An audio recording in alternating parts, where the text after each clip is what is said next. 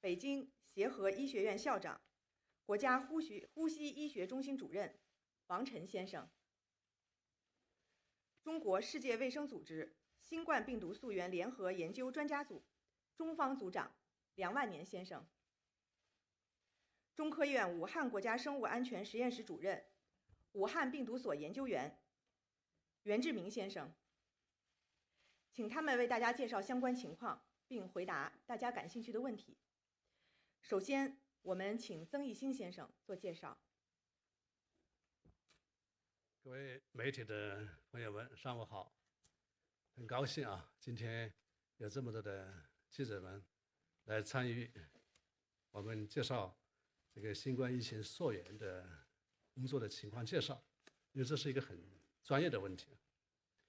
事实上自这个疫情发生以来每一个负责任的国家，每一个有责任感的科学家都很希望把这个新冠病毒的来源搞清楚。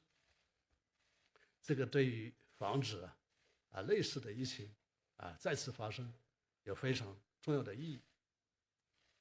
那么今年的3月30号，世界卫生组织正式发布了世卫组织召集的新冠病毒全球溯源研究中国部分的联合研究报告。全球的溯源研究有了一个非常良好的开端，世界各国的政府、科学家和媒体对这个报告都非常关注。那么这个报告发布几个月了，那么这几个月来，越来越多的科学证据表明，这份报告是一份很有价值、权威的、经得起科学检验、经得起历史检验的这样一个报告。这个报告的结论应该说是科学的，产生的过程也是始终坚持科学的原则的。那么下面我就先简单跟大家回顾一下这个报告的这个来历。组织合作开展溯源研究之前任务很繁重，但是我们还是组织了多学科的团队在溯源方面Nevertheless, we organized multidisciplinary teams on work related to origin sourcing. And it was on the basis of such work that our experts, together with WHO expert of its advanced team in July last year, worked out the terms of reference TOR, and China strictly followed the TOR on work related to origin study. At the beginning of this year, the WHO International Expert Team came to China to officially start work on global study of origins China part. In the principle of openness, transparency, science and cooperation, China fully supports the work of WHO experts together with local governments. We made every effort to organize and coordinate relevant departments to fully meet the requirements for visits by WHO experts. They were able to visit all the departments they wanted to go, including Jingtan Hospital, Huanan Seafood Market, Wuhan Institute of Virology, altogether 9 institutes, and met all the people they wanted to meet, including medical workers, lab workers, researchers, market management personnel, shopkeepers, and community workers, and recovered patients. The origin study involved a lot of work. WHO experts worked very hard. They studied seriously every matter and work day and night, no time for food or sleep. Their professionalism and spirit of science is admirable. Here, on behalf of the Chinese government, I would like to pay high tribute to the experts of the WHO International Expert Group. Now, the second thing I want to talk about is the main conclusions of the joint study. The report we're talking about is a report on global origin study of China part. The expert group concluded that in bats and pangolin, the coronavirus is mostly highly related to SARS-CoV-2 with the highest homology, yet they're not enough to prove that they are the direct ancestor of SARS-CoV-2. Though there is a high homology, there is still some difference. And other animals might also be potential hosts. And in light of epidemiology, animal environment tests, and research results of various aspects, the joint expert group identified the possibilities of pathways. First, direct spillover from animals to humans, possible to likely. That is zoonotic spillover.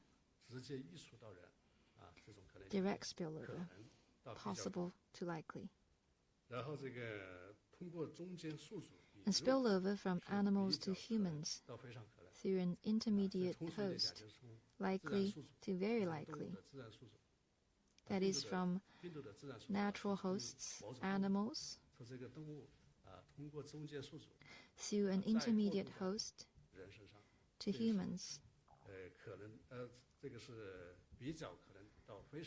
It was likely to very likely. That's the second possibility. And the third possibility is introduction through refrigerated or frozen foods. Last year, in sporadic cases in different parts of China, we found out that it was possible that the virus was introduced through refrigerated or frozen foods. It was possible. And the last possibility is laboratory leak. It is extremely unlikely.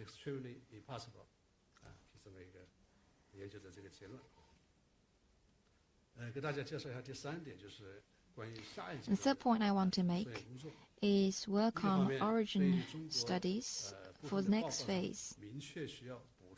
For one thing, on the China Part report, where things need to be improved, we are actively supporting relevant department scientists to continue their work and to give feedback to WHO experts in a timely manner. And the China Part report has identified a direct direction for next phase origin study in multiple places, multiple countries under the global framework.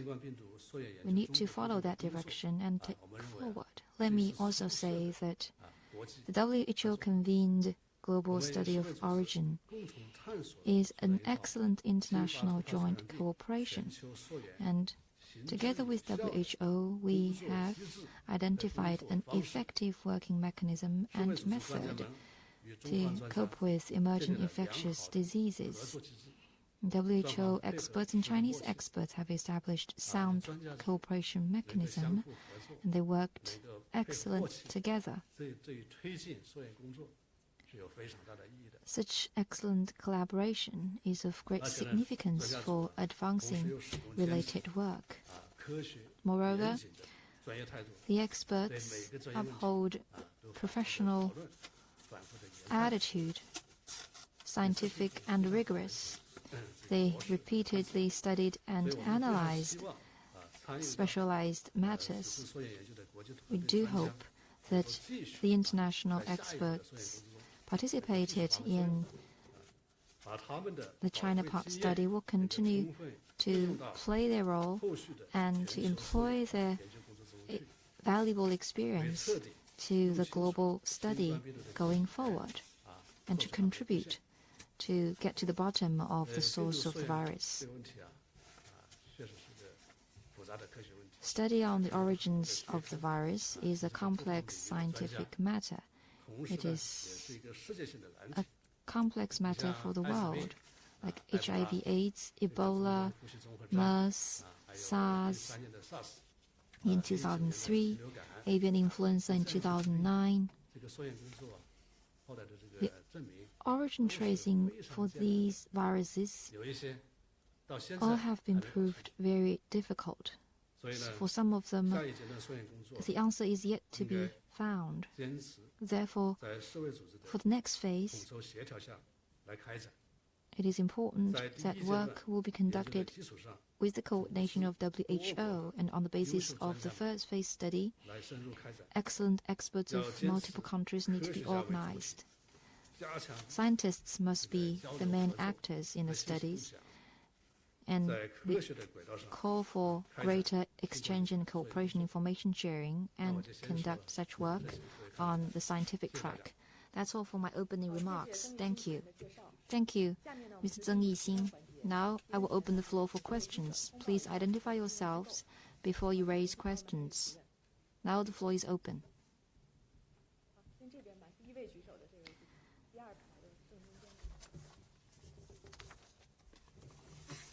我是总台央视新闻频道的记者。From CCTV. 刚才讲到的说，这个病毒溯源其实是一个长期复杂的。Well, the study of origins is a long-term and scientific matter. In 1918 and 2009, and with HIV and AIDS, the study of origins of different viruses were conducted, and this time around, the virus study was conducted in China. What was the meaning of such study? Well, let me answer your question. This is a very important and necessary health and scientific matter. For infectious diseases, there are three important matters. First is the source, second is the pathway, and the third is the infected. And these three factors compose the most important things in infectious diseases. And scientific origin source is related to all these three factors. You can answer the question where the virus came from. It is of great significance for the current round of infectious disease, and it is also of great significance for possible future emerging infectious diseases. That's why the whole world is paying a lot of attention, and Chinese scientists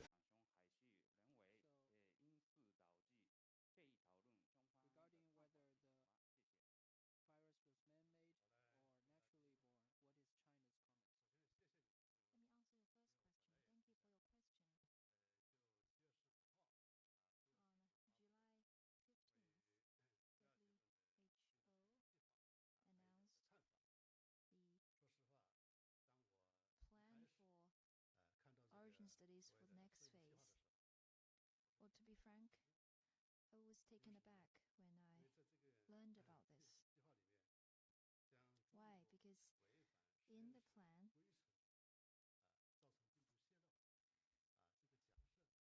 it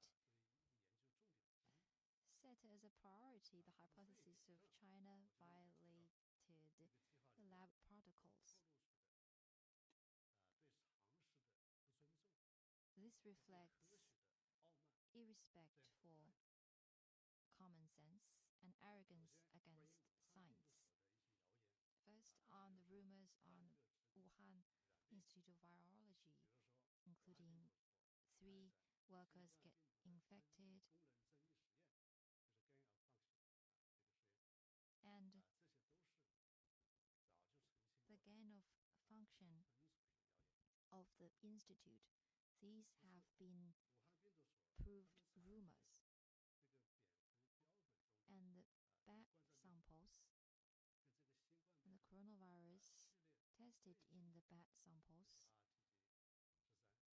RTG13, have 96.2% of homology.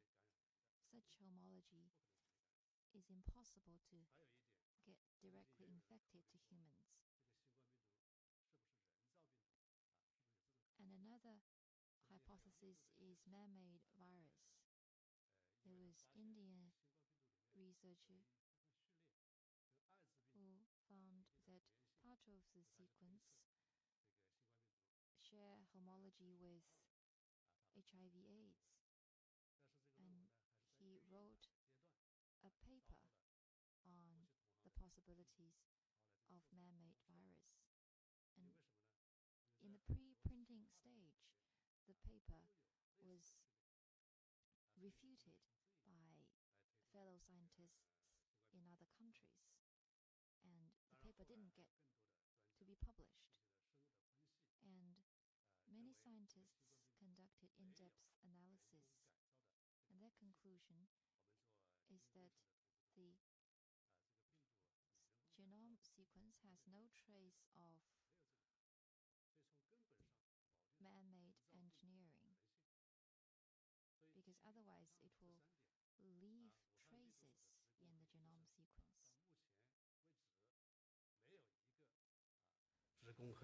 No worker or researcher in the Wuhan Institute of Virology got infected by coronavirus.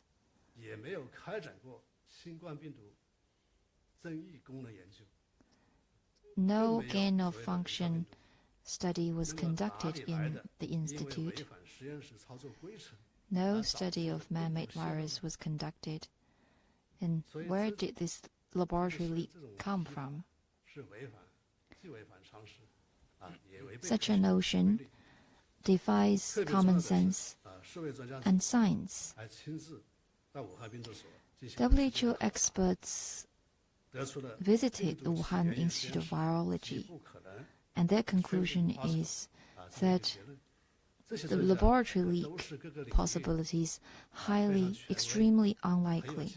These experts are highly authoritative and professional experts selected by WHO.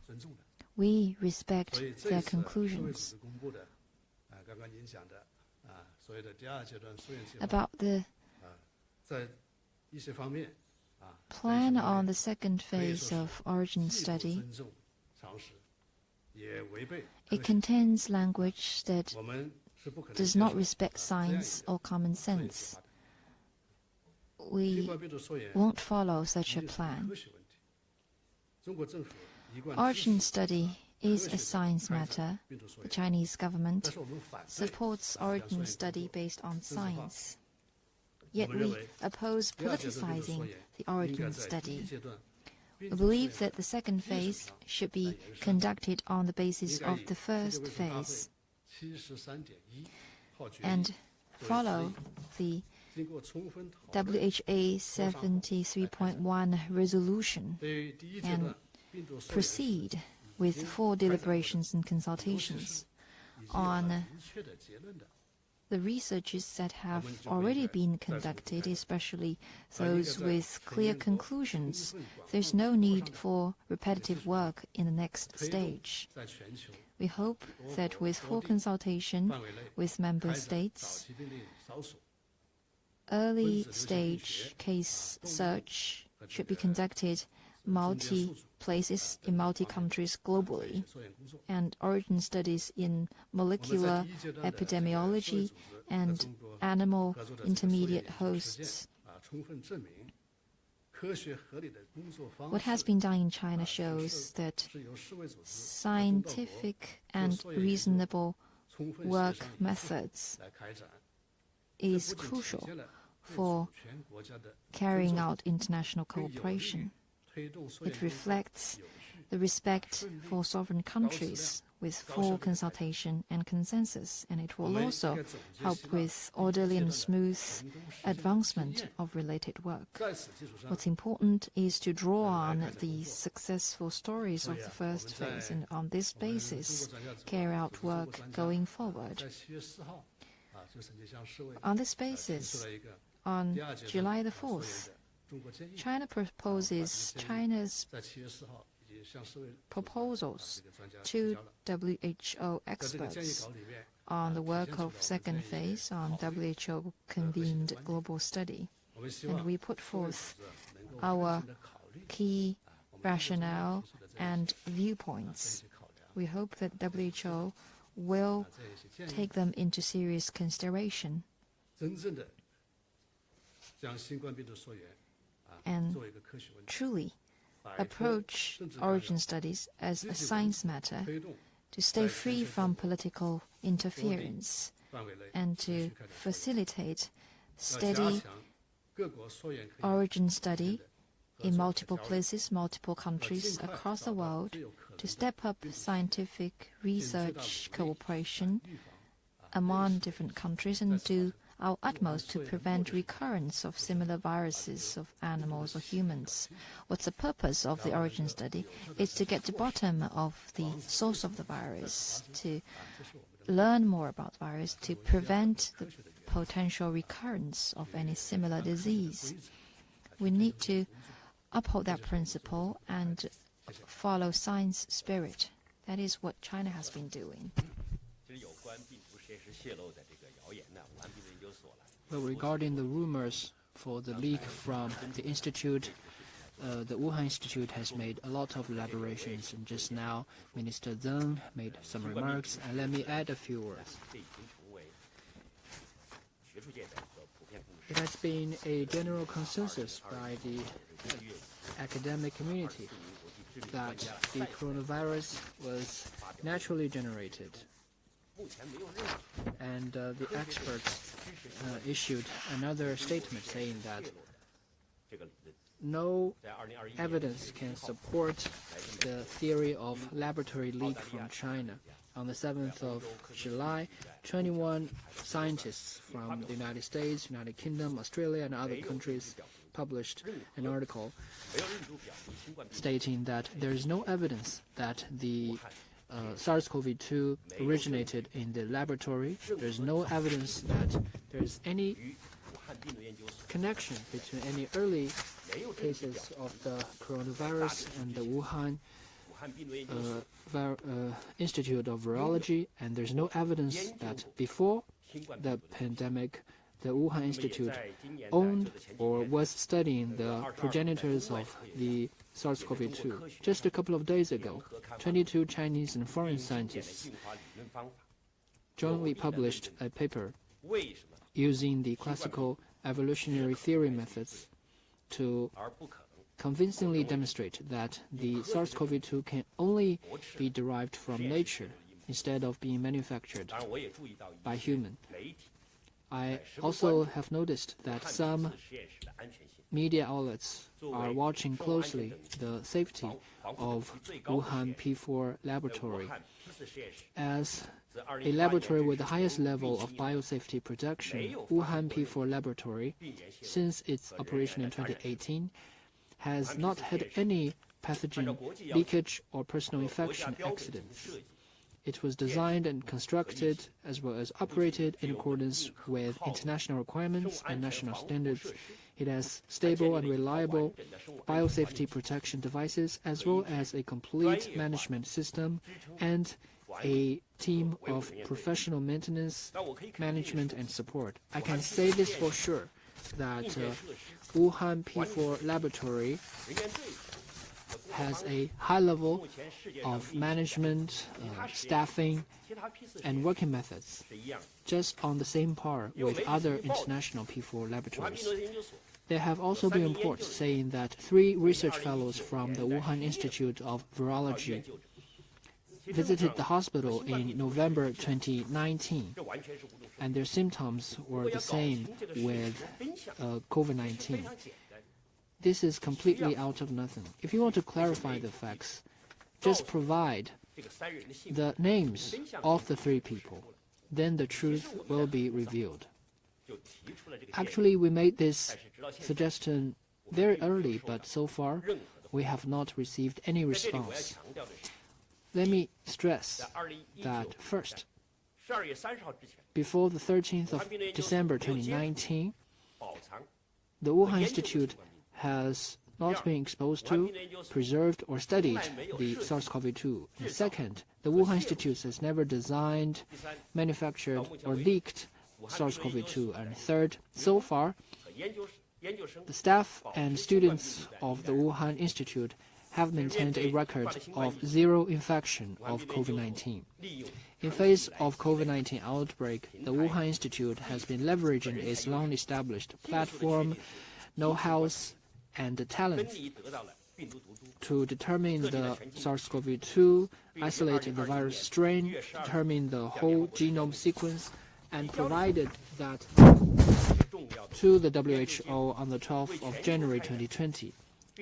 These important outcomes have laid the foundation for the global pathogen detection, antiviral drug screening, and vaccine research.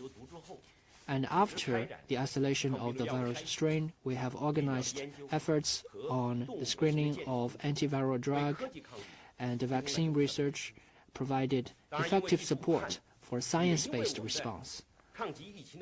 But also, due to its location in Wuhan, the Institute has been attracting global attention. It has been also subjected to all sorts of rumors.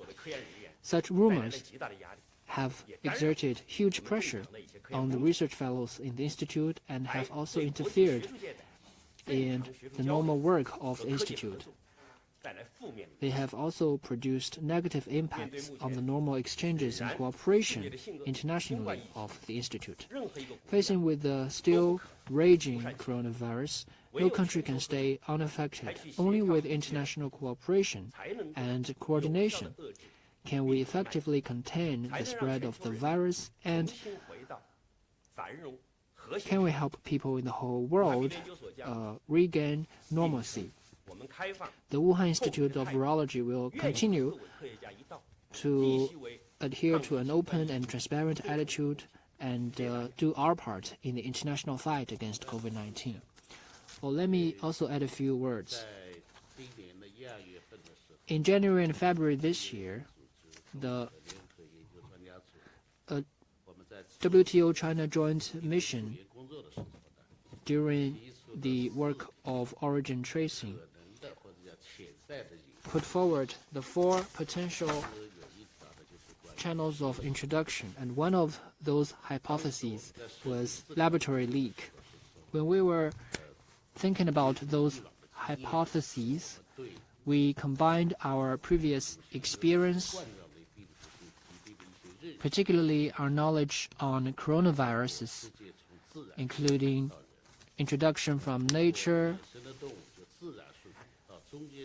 introduction from wild animals, including through an intermediary host, or long-distance transmission through refrigerated or frozen foods, or a laboratory leak. And how can we arrive at our conclusion? Actually, we're focused on the material collection regarding the 4 hypotheses, including literature, data, and field trips. On the laboratory leak hypothesis, when the experts were discussing that argument, as Minister Zeng and Mr. Yuan mentioned, it can only have 2 options. First, a artificial synthesis, or second, a leak from the laboratory. And that depends on whether the institute has the virus or not. And the conclusion is very certain. The institute has never done such a study, and it does not have the virus. But to further verify this hypothesis, the experts visited the institute and learned about relevant information in a very thorough manner, and talked to the research fellows and the management teams, and held field trips, particularly on the protocols of its operation and on its management and safety mechanisms, including the research projects of the Institute, previous projects, ongoing projects, etc. And after that, we discussed the matter in 2 perspectives. First, what evidences can support this hypothesis? And second, what are the evidence that do not support this hypothesis? On the 30th of March, in the report issued by the WHO, it has very detailed description, including our visit to the institute and very thorough records of that visit. And our final conclusion is that it was extremely unlikely for the laboratory leak. So there are 5 levels of possibility for the hypothesis. It is not 0 or 1. So for those 4 hypotheses, we had a semi-quantitative assessment from possible to likely to very likely and also down to extremely unlikely. And we think that the laboratory leak theory can be put into the bracket of extremely unlikely after discussion by the experts. And when we were drafting the joint report for the other introduction channels, from natural reservoir to human and natural reservoir to intermediary host to human, we had very clear conclusions and suggestions and future priorities and methodologies. But for the laboratory leak, we believed it was extremely unlikely, so that there is no necessity for us to invest more efforts or resources on this hypothesis. But we do not rule out the possibility that there could be some new evidence emerging that would call for further research. If some countries wish to do further studies on that, we Chinese experts would advise that relevant studies can be conducted in countries that have similar laboratories like the Wuhan Institute, and for the Wuhan Institute of Virology in particular, the experts have already done very thorough facts-finding and have come to their final conclusion. Thank you. Next question.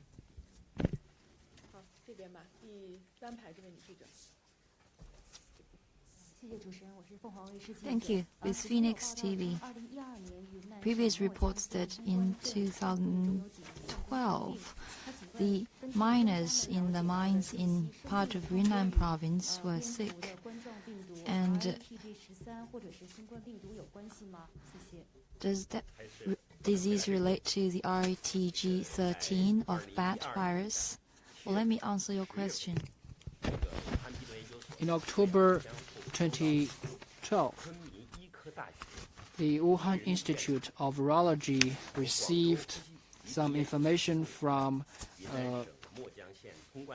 Yunnan's hospital involving the serum samples of 4 miners in Yunnan province. After several times of nucleic acid testing and genetic sequencing, we did not detect coronavirus of bats in the samples.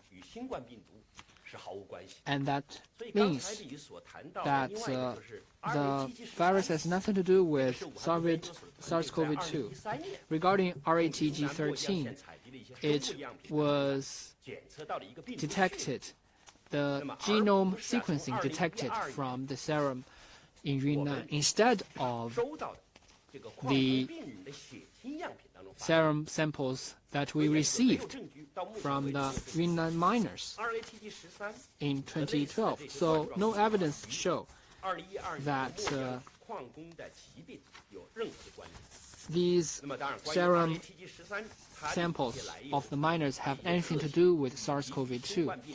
However, regarding the difference between RATG13 and SARS-CoV-2, the Wuhan Institute has made a lot of public announcements. In July 2020, Professor Shi talked about a 20 to 50 year time of evolution from RATG13 and SARS-CoV-2. And if you're interested, you can go find more information on that research. Next question.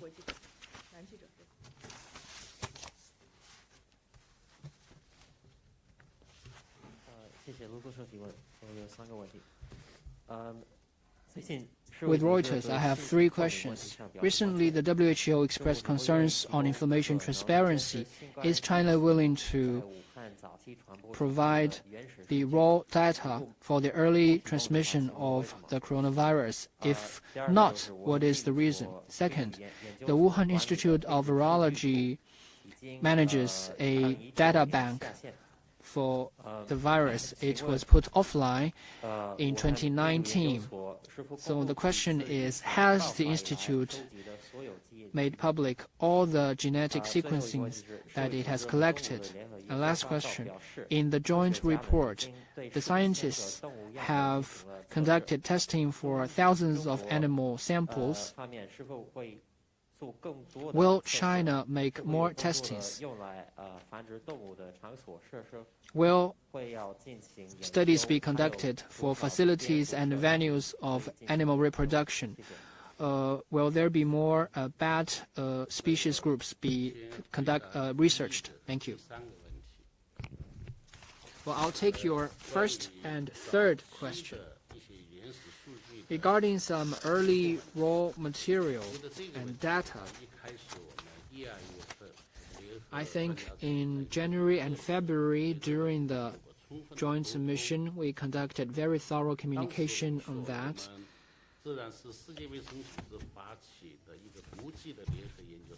It was a WHO-convened international team consisting of 17 international experts and 17 Chinese ones.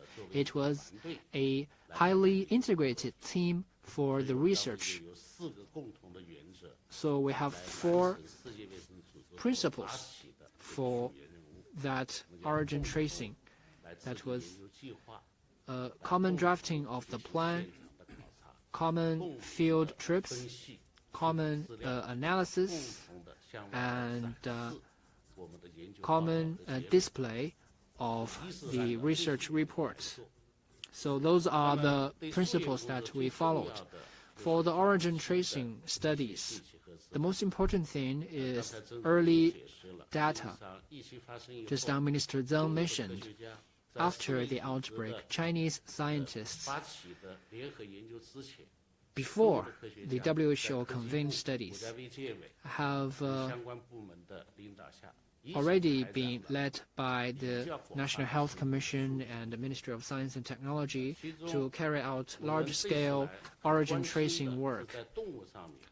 What we cared about the most was on animals and on early cases. For the data of early patients, some people have been saying that we failed to provide the raw data for the 174 early patients. As a matter of fact, we displayed all the cases of the early patients. But according to Chinese regulations, the clinical data and epidemiological data and the laboratory testing data, they all concern privacy. If we made them public altogether, it would not be in line with relevant regulations. So we Chinese experts worked with foreign experts on the data available and tried to find the patterns from the cases. and we worked on the conclusions together. But to protect the privacy of the patients, we did not agree to provide the raw data and did not allow the data to be copied. And this practice was fully understood by the foreign experts. And this is also an international practice, not just China. So later we also made a lot of explanations regarding not providing raw data. It was a too generalized idea. We provided them for reference. We believe that is also a provision of the data, only that we did not allow the data to be copied. Second, what can be defined as raw data? Do we need to provide all the original data at every turn? Or can we put the data in order and then display the data? I think the international experts did not have any problem with the data provided by the Chinese side for joint research. So this is what I hope to add. So we did not intentionally decline to provide the raw data. And you cannot say that the report was biased because of what happened on the raw materials. Your third question on researches on animals.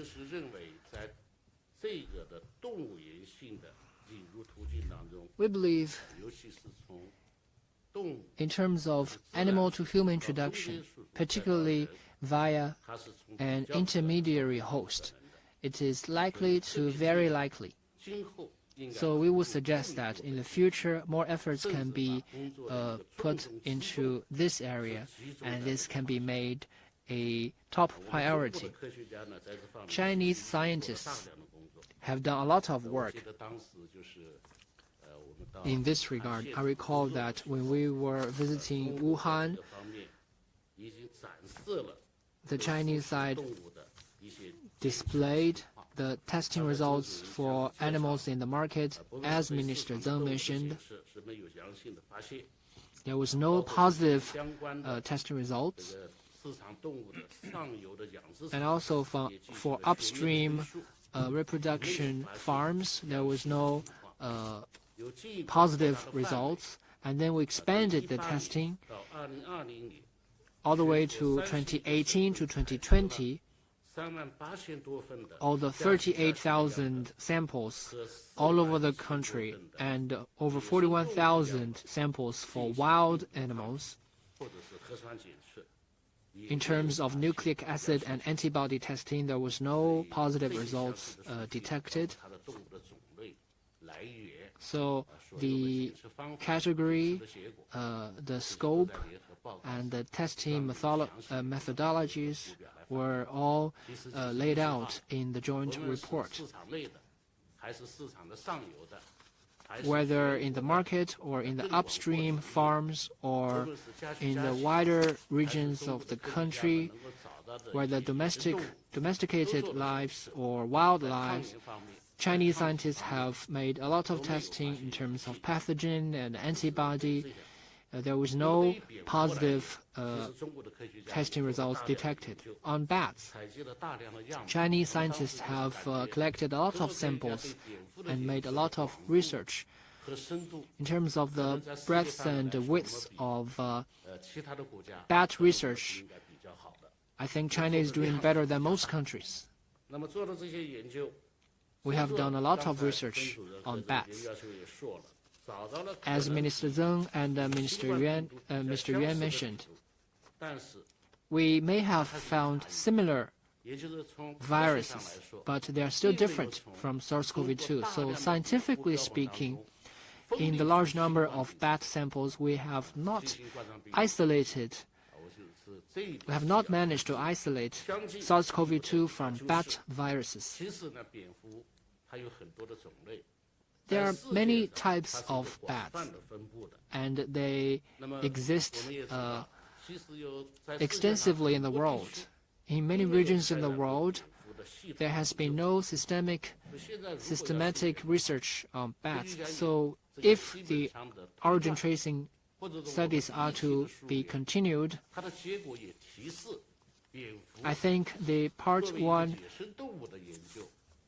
outcomes indicate that bats should be made a priority globally, and it is highly likely that it can be an animal host for the virus. So we should not confine the research only to China, but we need to go further and expand the scope of researches anywhere that are home to a large number of bats can be made the future destinations for the origin tracing studies. So I think on animal origin tracing, it should continue to be a priority direction and field, and it is the most valuable field for our research efforts. And this is the area that we need to pay the most attention to. Not only bats, but also pangolin, ferrets, minks, and other animals. They should all be made research targets that carry or might carry pathogens. We need to trace the origin of those pathogens, and it will produce valuable outcomes.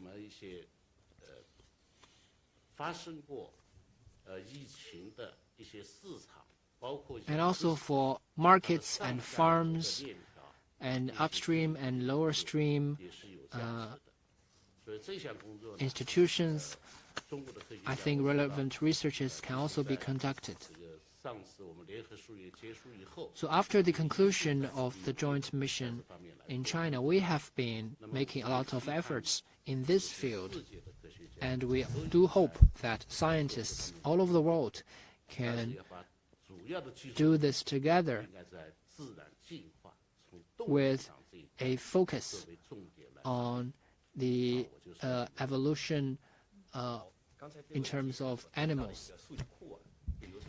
About the database the journalists talk about, it was actually a primary framework established by the Institute.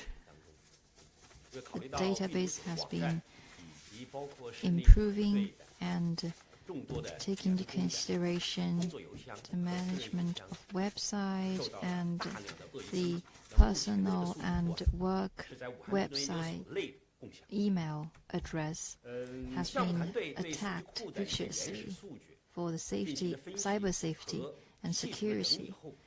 The database is shared within the Institute. Well, after the team has been taking stock of the raw data, it will be published as in papers for display and for searching. As we know that raw material need to be analyzed and sorted and be published in papers, and this is only a common practice in the scientific community. And the Wuhan Institute will continue to display and share the data following the rules of the scientific community. We always maintain that research information should be publicly shared, and after gaining the pathogen outcomes, we provided relevant information to the WHO. In February 2020, Professor Xu and the team published a paper on Science or on Nature, proposing that the coronavirus can originate from nature. And after we have discovered that several drugs have antiviral activity to the virus, we shared our research outcome in international journals in February 2020, and we have also worked with the WHO, the American Academy of Sciences, and the French National Health and Medical Research Institution etc., to convey video teleconferencing, to share with them our outcome in terms of SARS-CoV-2 animal model, antiviral drug screening, and inactivated vaccine research. The laboratory always adhere to the principle of openness, sharing, and transparency. In the past 4 years, we have held a series of symposiums on biosafety, laboratory management, and technology management. We have also been taking an active part in regional and international cooperation on biosafety laboratories. We have been designated the UNSGM laboratory and a member of the GHOLD to share our experience and advancement with our international peers. Our staff have also been trained in countries like France, the US, and Canada, and we have invited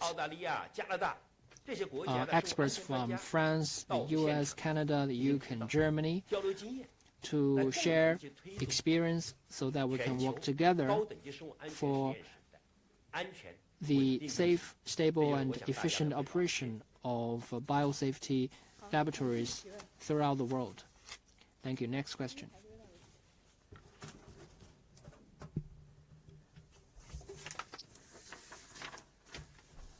Thank you. Bloomberg News. Can I ask, since the WHO team concluded its field mission in China, research published in June showed that animals could have carried the coronavirus, were being sold live at markets in Wuhan, including at the Huanan market. Was this known when the WHO team visited Wuhan? If not, why? And what investigation of these animals has taken place? Additionally, what communication has there been between China and the WHO about these animals? Second question, what progress has been made in checking for SARS-CoV-2 antibodies in the stored blood of Hubei residents collected in 2019? Thank you. 好，请翻译一下。中国新闻社一共有2个问题。首先，在世卫国际专家组的专家在武汉开展的实地考察之后，在6月份，我们得知有可能会携带新冠病毒的动物在华南市场有出售的这个信息。那么当时在国际卫生专家组去武汉调查的时候，中方是否知道这样的情况？如果知道，为什么不让专家组的专家去华南的市场进行实地的考察？在中方和世卫组织之间，关于这些动物的情况，有保持着怎样的沟通？第二个问题是关于和湖北居民他们的有关新冠疫情血液样本是否后续进行了进一步的检测。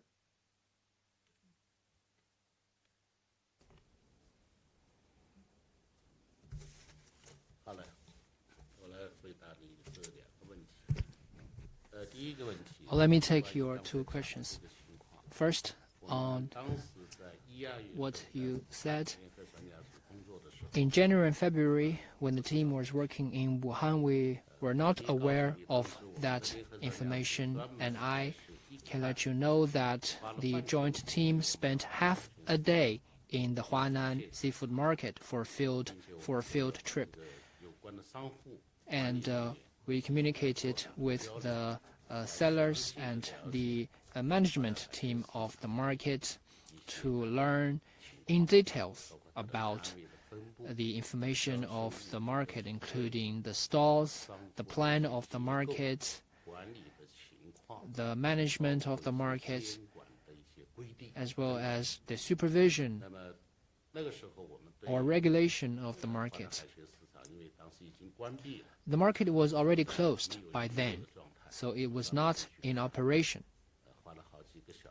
We spent hours in the market to be followed by discussion.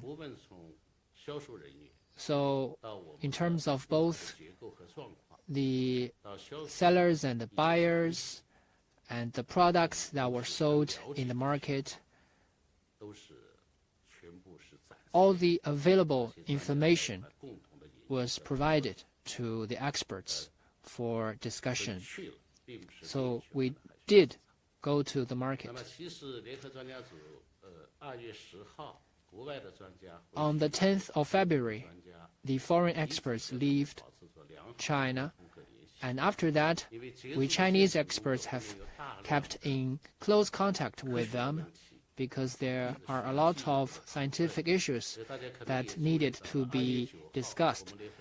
You may have noticed that on the 9th of February, we held a press conference in Wuhan, and the final report was released on the 30th of March by the WHO officially. And during this period, we kept in communication with the 17 foreign experts on a daily basis to refine the drafting of the report and to discuss on the accurate phrasing of the report. And after the report was released, we have continued to maintain in good communication on the road, on the work ahead, and on some scientific issues. Chinese and foreign experts are talking to each other very closely. Just now, Minister Zeng mentioned that on the WHO's proposal of a second phase origin tracing studies, the Chinese experts also studied that proposal. According to our experience and feeling on the phase 1 studies, particularly on the basis of the report of the phase 1 studies, in a responsible manner, the Chinese experts drafted its suggestion on the WHO-convened second phase origin tracing studies. And we discussed thoroughly with foreign experts for that suggestion. We also hope that the foreign experts can make their suggestions to the WHO in their perspectives. So we have been keeping a very good relationship. So this is a scientific matter, and scientists always communicate with each other in a common pursuit of truth. So this is to answer your first question. Second, on blood samples, I think this is a very good question.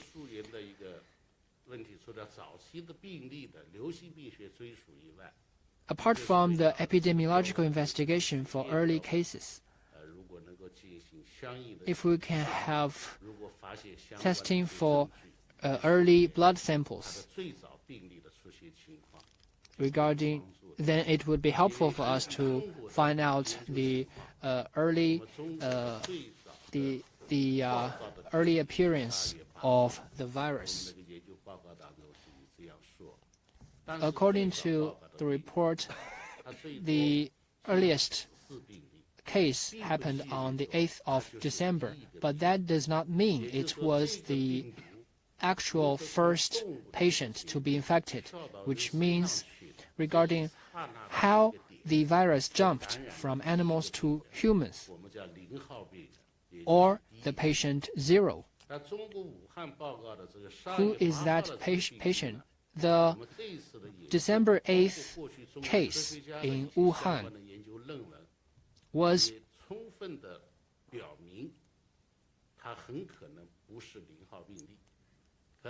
not believed to be patient 0, and there could be even earlier cases. But where are they, or where were they?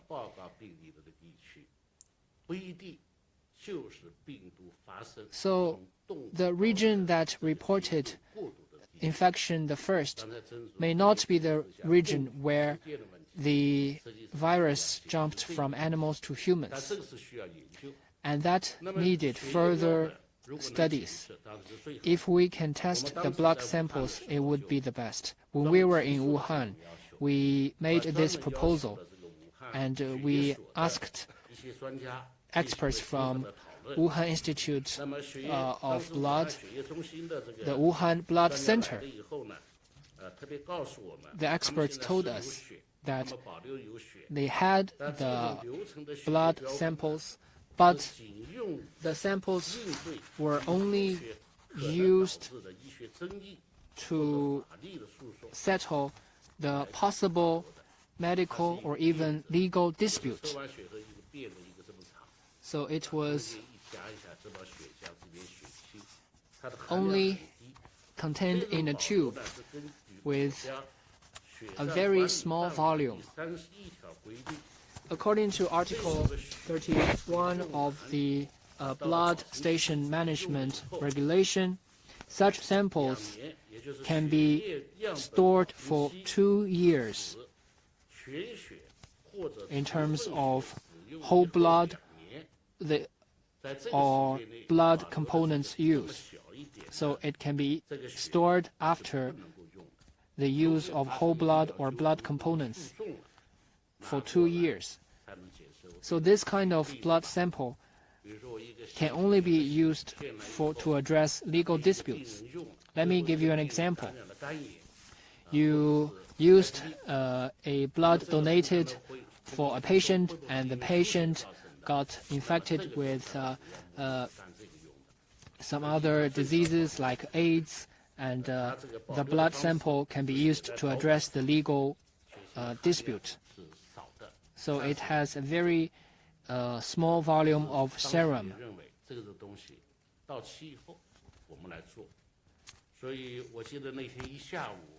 I recall that for a whole afternoon in Wuhan, we discussed this matter with the experts in the Wuhan Blood Center. It was mentioned in the report too.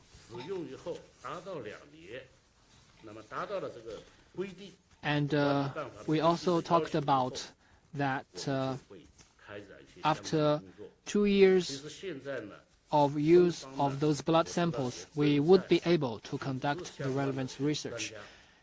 The Chinese side has been organizing experts and organizations to get prepared for such work, and we are now formulating the methods and implementation plans for the blood testing.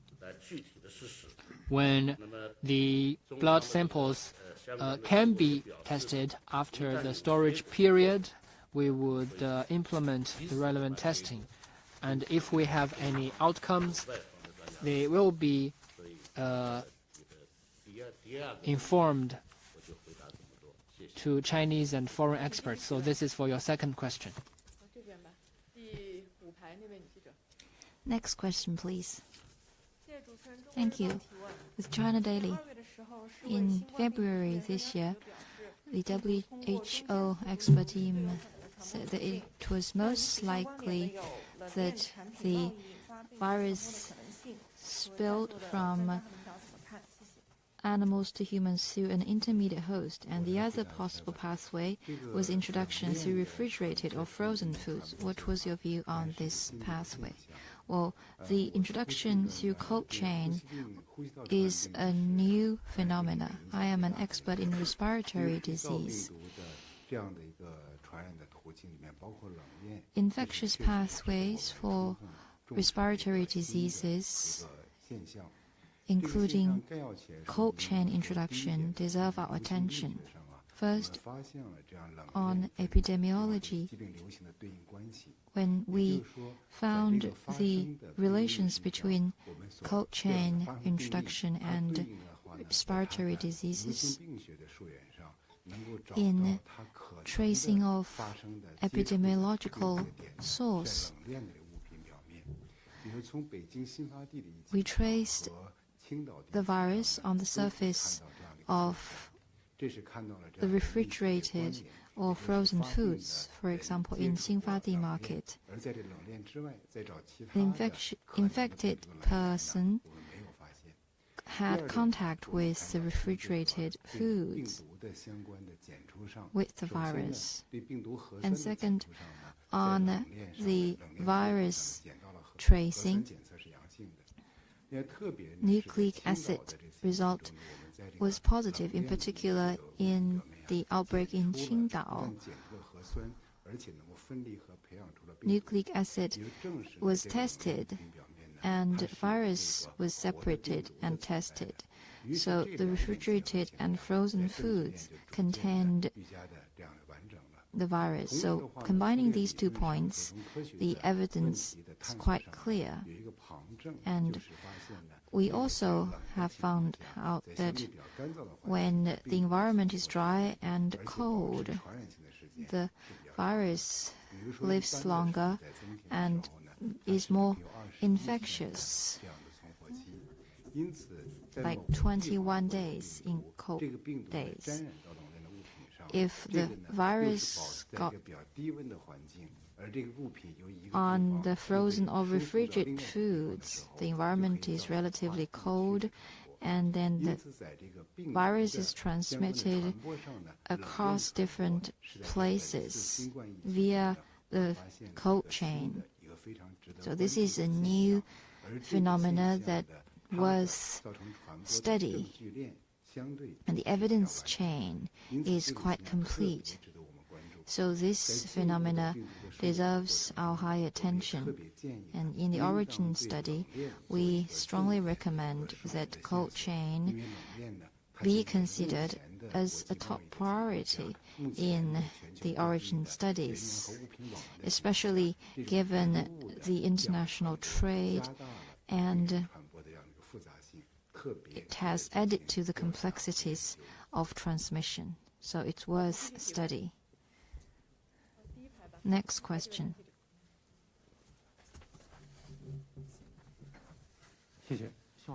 Thank you. From Xinhua News Agency. Since the start of COVID-19, research has played an important role. What has the Ministry of Science and Technology done in the origin study? Well, let me answer your question. Thank you. Well,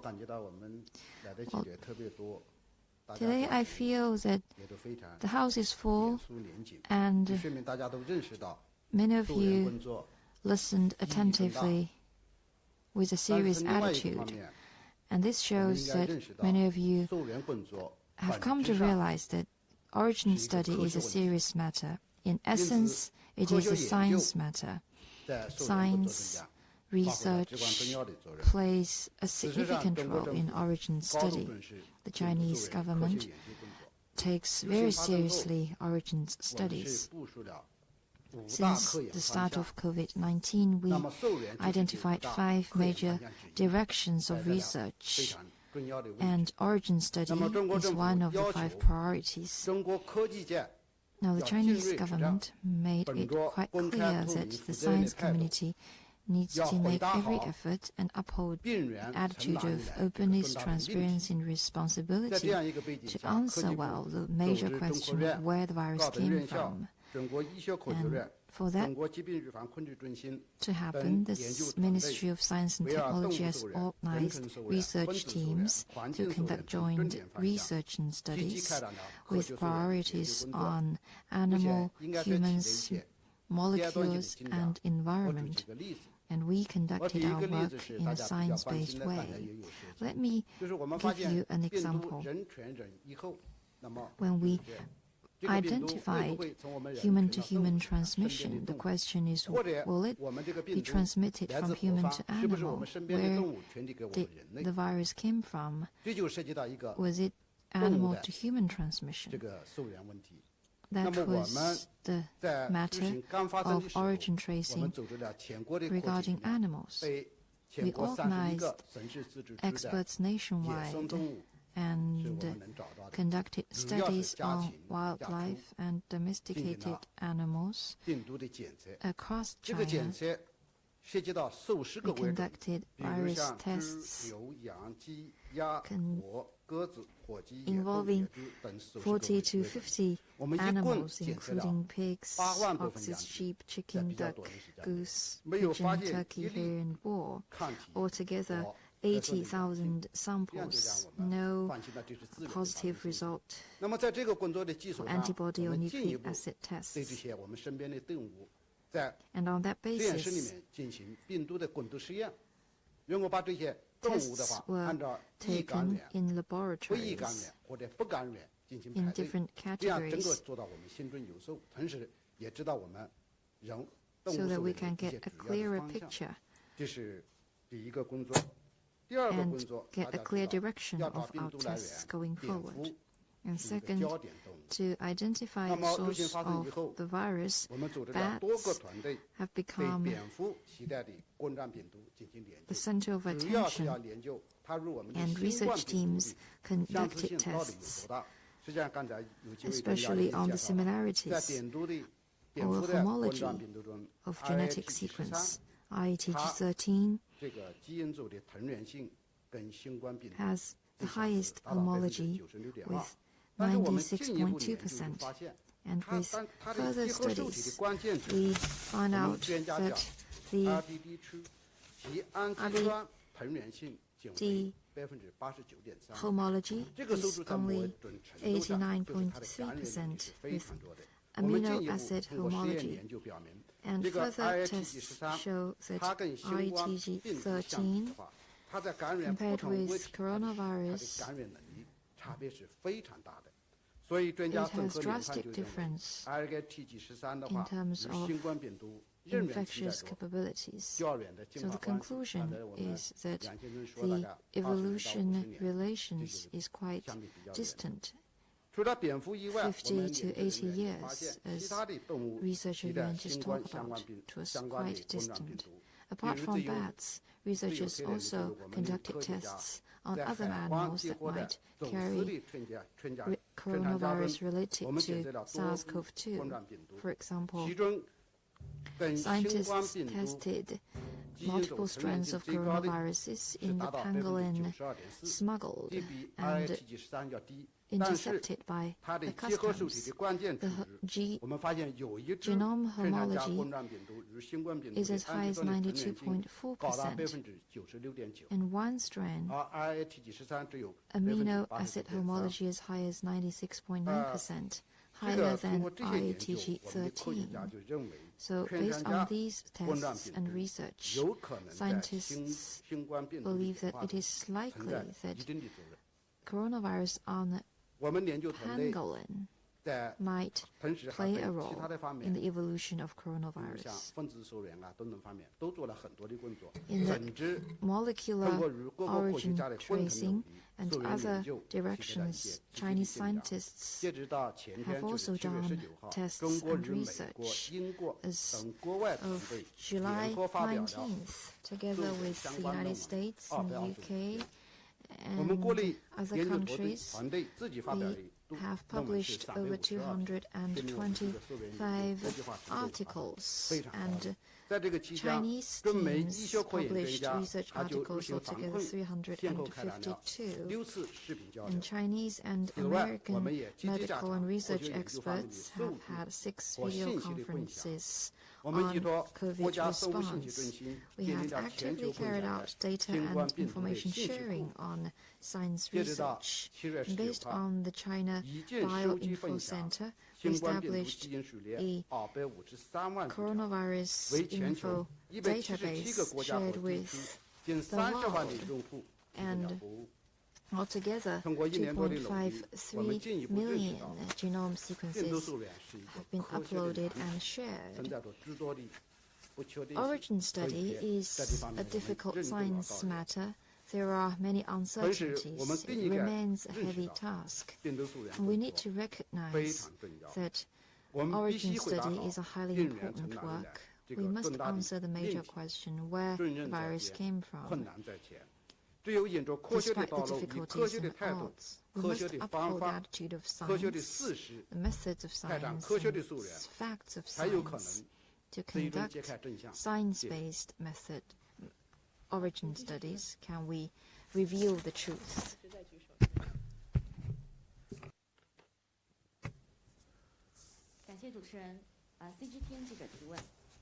Thank you. With CGT, recently there have been reports that Chinese research have deleted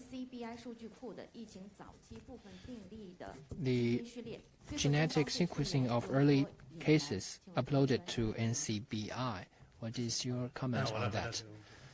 Well, let me take this question.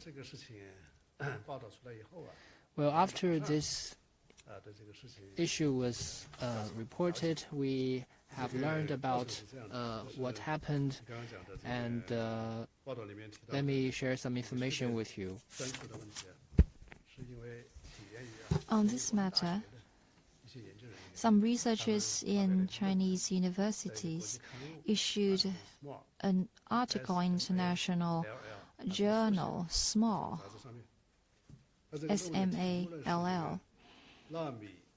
The title of the article is Nanopore Targeted Sequencing for Accurate and Comprehensive Detection of SARS-CoV-2 and Other Respiratory Viruses.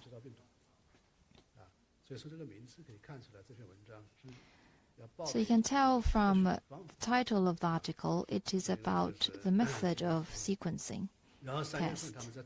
In March, when they sent the article to the magazine, the editor asked them to provide sequencing results to judge whether the method is accurate and reliable. The researchers were required to provide the results, and hence the researchers uploaded the results to the NCBI database, the National Center of Bioinformation Management by National Institute of Health of the United States. And on June the 9th, the magazine sent the copy of the article about to be published to the researchers. It was at that time that researchers found out that the previous content in the original article about the data results of virus sequencing was deleted in the editing process.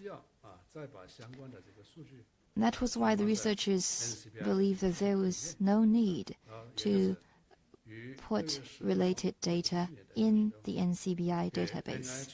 On June 16th, the researchers sent an email to NIH for a request to retract the data, and in accordance with their working methods, automatically the data was deleted by NIH without notification to researchers, and the researchers also ignored the matter.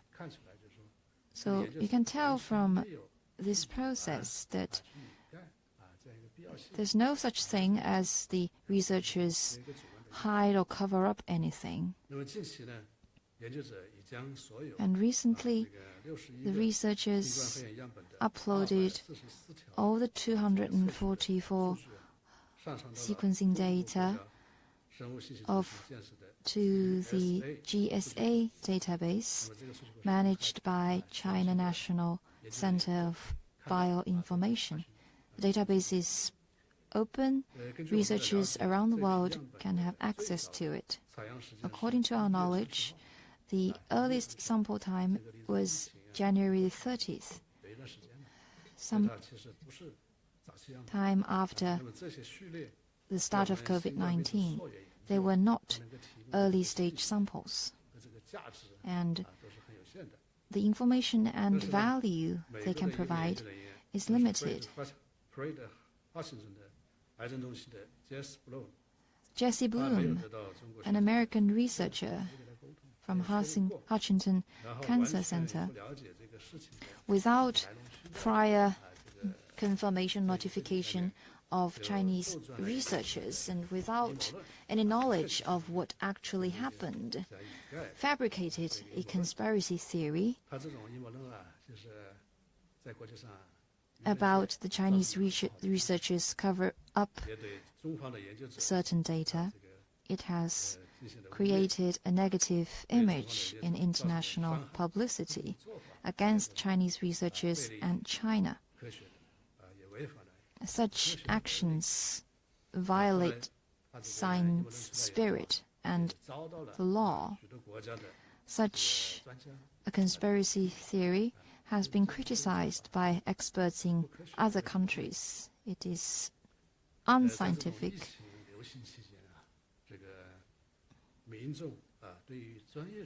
With COVID-19 still raging, people follow closely what the scientists do and what the scientists say. Each and every scientist and expert must be fully aware of their social responsibilities. In particular, words and deeds on COVID-19 are always followed extremely closely by the general public. All the scientists must do their best to contribute to COVID response as a professional worker and to make comment based on science instead of inventing stories. It would cause negative impact and distort science. We hope that lessons will be learned. Scientists are not just scientific experts. They also show the social responsibilities they need to fulfill such responsibilities. Thank you.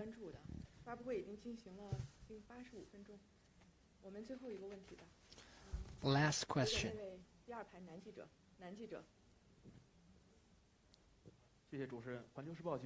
Thank you with Global Times. The coronavirus, the starting point of the spread of the coronavirus has been put forward again and again. Some are calling for researchers in some other countries, including the United States. What is your comment? Well, let me take your question and I'll see if other colleagues have anything to add. As scientists are continuing with their studies in various countries, many outcomes have come to prove that the starting point of the outbreak of the coronavirus could be earlier than the timeline that we currently know. I can share with you some examples. In November 2019, an Italian woman's skin biopsy revealed multiple SARS-CoV-2 in situ hybridization reactivity. In November 2019, in a wastewater sample, the genetic material of the novel coronavirus was detected in Brazil. In December 2019, in 9 states in the U.S., SARS-CoV-2 antibody was tested in 106 samples. In December 2019, samples from Iran, Brazil, and Italy were uploaded to the global database in terms of the genetic sequences. In December 2019, there were reports in France that the prevalence of neutralizing antibodies was increasing. On the 27th of December 2019, the RT-PCR testing for SARS-CoV-2 of a throat swab from a patient in France was positive. In January 2020, in a wastewater sample in Barcelona, Spain, it was tested positive for SARS-CoV-2. From January to March 2020, in over 24,000 blood samples from 50 states in the U.S., 9 samples were tested positive for SARS-CoV-2 antibody. So these are the examples of the research outcomes of many scientists. So it shows that Wuhan might not be the first place for the outbreak of COVID-19.